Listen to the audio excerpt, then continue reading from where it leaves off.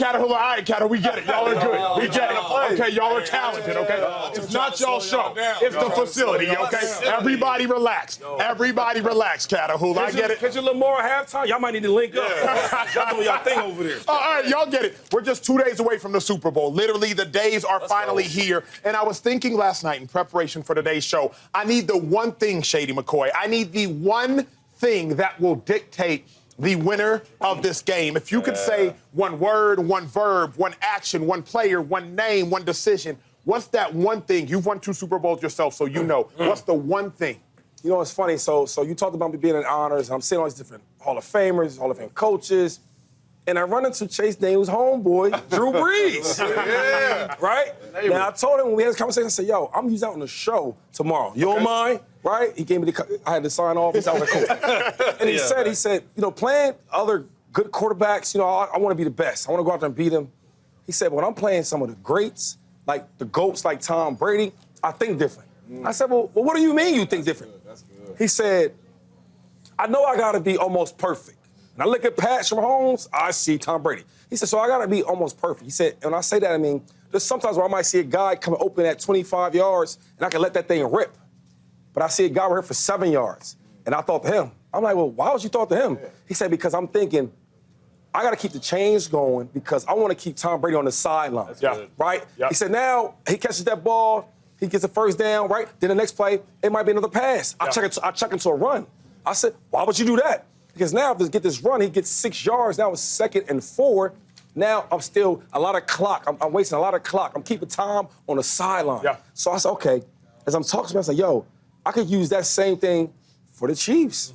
The way we gonna beat the Chiefs, we're gonna run this ball with Saquon Barkley. We're gonna get a 2-yard gain, 4-yard gain, 10-yard gain. Okay, let's slow it down a little bit. Okay, little pass, 5 yards. Now, you're going on a 14-play drive. You're keeping the best player on the field, the best player in the league on the sideline. He said, and then I'm thinking, okay, if I'm taking less possessions from him, that gives us a chance to win. That's good. And I'm like, wow, I've never heard anybody break it down like that. And that's what the difference between great players and good players. And when he said that, I said, yo, the way that the Eagles can win, the Eagles win this game against the Chiefs, you keep Patrick Mahomes on the sideline, that's the best defense you can do. You let Saquon Barkley eat the clock up, and now you put him in the bind. Because then you start making mistakes. Now we got to score. Now we got to score fast. So thanks, Drew. I'm going to send that to Nick Sirianni and the boys. And you know what's crazy about that is because all these years, Chase Daniels, because you're the quarterback. And you played with it. The quarterback has stepped up to the podium and lied to us. Because every time they get up on the podium, they say, we're not playing Tom Brady or Patrick Mahomes. We're playing the defense. Well, you're lying. So you are playing them. You know, Drew's lying to you because that dude never checked out of a run. He was throwing the ball deep every single time he got a chance to. So he's a neighbor. I'm glad you got one. But that's a good insight. And to piggyback off what Shady said, for me, it's coaching. Because you have these Hall of Fame type guys. You have Patrick Mahomes. You have the quarterbacks, all that stuff. That's great. But time and time again, in the most important game of the entire year, it's going to come down to strategy. Yes, it's players, not plays. But you see what Andy Reid does time and time again, right? We've shown multiple clips of, like, him getting guys wide open last year versus the Eagles. Same with Nick Sirianni. Great winner. The dude just doesn't lose. He wins time and time again. He's a CEO-type coach. So maybe it's not just plays. Maybe it's how you handle this Friday, how you handle the Saturday walkthrough. Let's try to keep a non-normal week normal as possible for them. And then you look at the defensive coordinators, Vic Fangio, Steve Spagnuolo. I think that is going to be the key of this game. How do you play Jalen Hurts? Can you keep him in the pocket? How do you handle Patrick Mahomes, DeAndre Hopkins, Hollywood Brown, who's one of your X factors, and Xavier Worthy? There's a lot of strategy that goes in, and especially the first 15. We talk about that all the time. You know this. Andy Reid's first 15 are better than any first 15. What?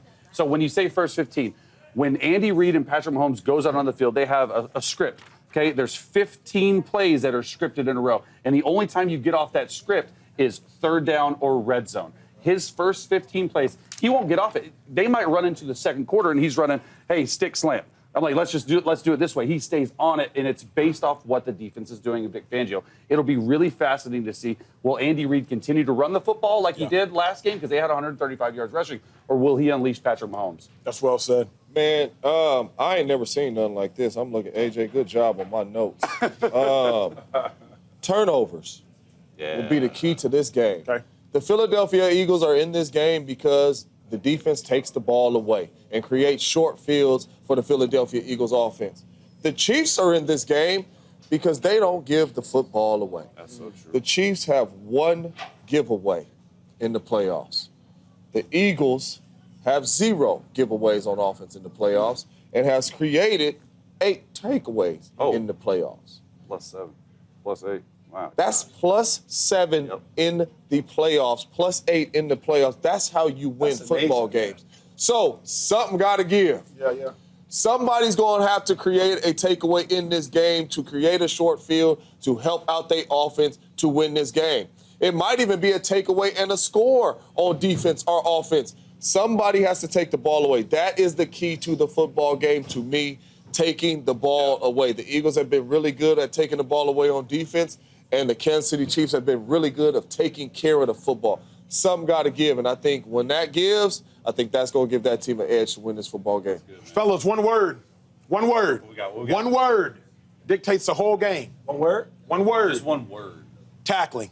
I like that. One word. Especially tackling. That's a great word. I was That's a great word. I was at dinner with the Chiefs defensive player yesterday. We spent about 2 hours together just at dinner rapping about the game, rapping about the game plan. I said, hey, is Saquon really like that?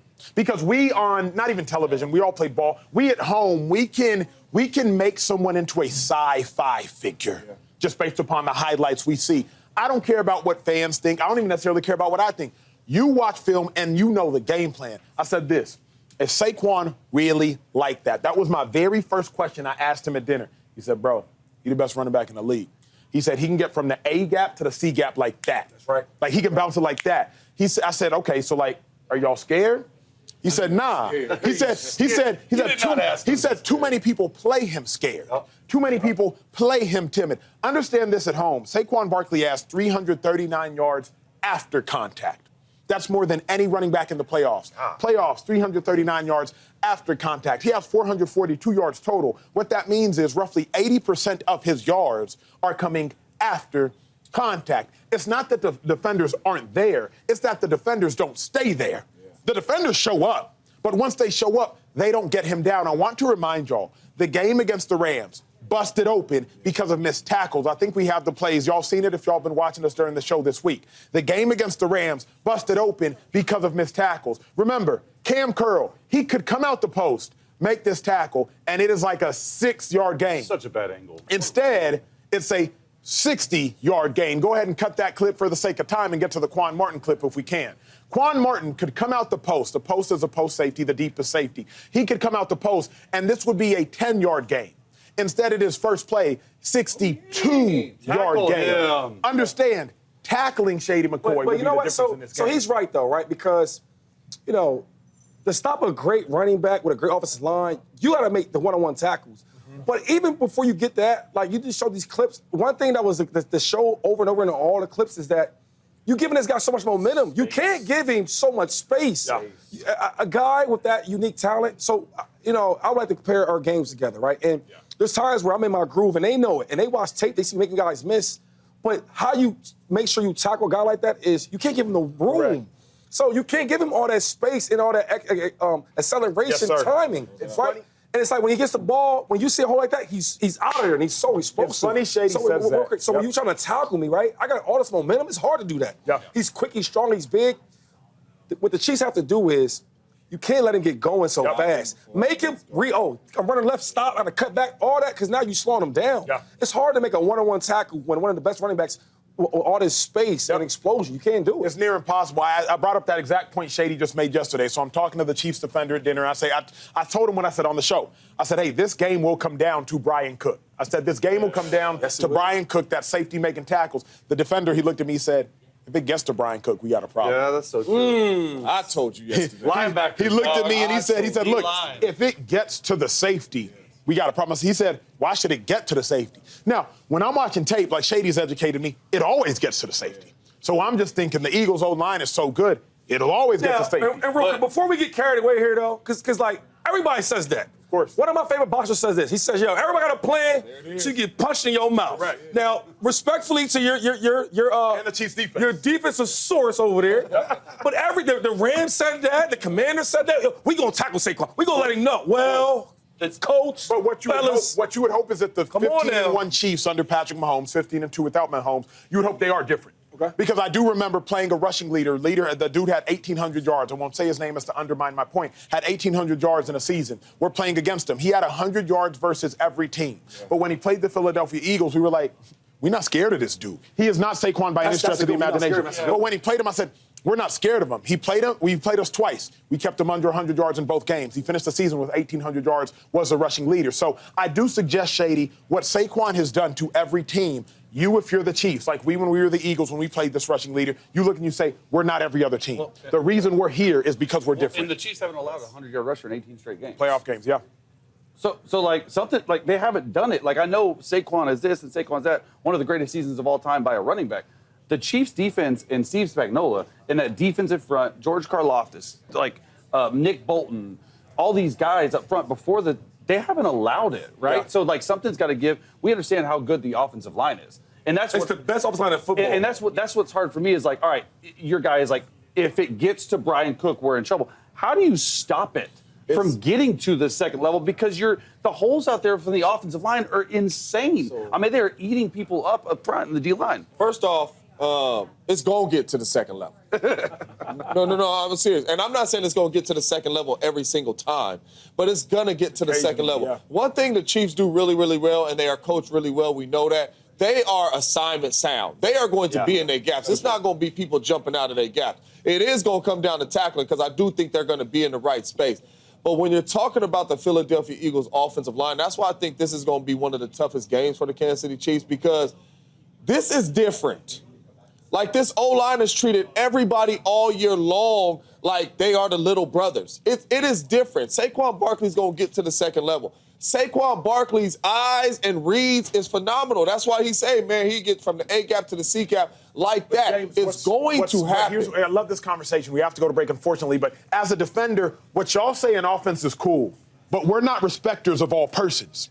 And we definitely don't fear all people. I asked him, I said, hey, that Eagles offensive line is crazy, huh? He said, yeah, they top 5. I said, no, they like that, though, huh? He said top 5? I said, but they're like top 3, right? He's like, no, they're really good, but they don't bow down to him like Shady does, or like I do, or like the fans do. They are incredible. Let me say this, right? So, okay, as you watch tape on every opponent you're playing, right? So that's the Eagles, okay? The Eagles and Chiefs. The Chiefs are going to watch all the last 4 or 5 games that Saquon played. And you say these things, right? But you see on tape he's making guys miss. He's shaking you, spinning you. You know what I mean? He's scoring his long touchdowns. So when you get in the real game, right, it's in your head. There's times where I would play defenders, and before you come to hit me, you already thinking, like, oh, I don't want to get shook, right? So it's one thing to say that. When you're in that field, in the grass, you know, them fans out there, right? And this ain't like a regular game. It's the Super Bowl. But the smallest error can lead to 60. I hear that. The only thing is, the Chiefs are a great team, right? Of course. And I feel like to beat a great team that's going for a three-peat, you got to be something special. And this is the most special offensive line I've ever seen. This is the most best running back I've ever seen in a season. But you're saying what Shady's ever seen. The question is, what have the Chiefs ever seen? Because hold on. I asked Shady. I got to go to break. We're going to keep this up. We're going to talk about this. Well, they're going to do that. I'm going to bet $100,000 that they're going to win. They talking like that. Oh, my God. When we return, we'll be joined by 10-year NFL vet, former #1 overall pick, Jameis Winston. What up, YouTube family? Welcome to the facility. Thanks for watching, and you better be sure to hit that subscribe button if you want to get more highlights from the show and all of our exclusive content.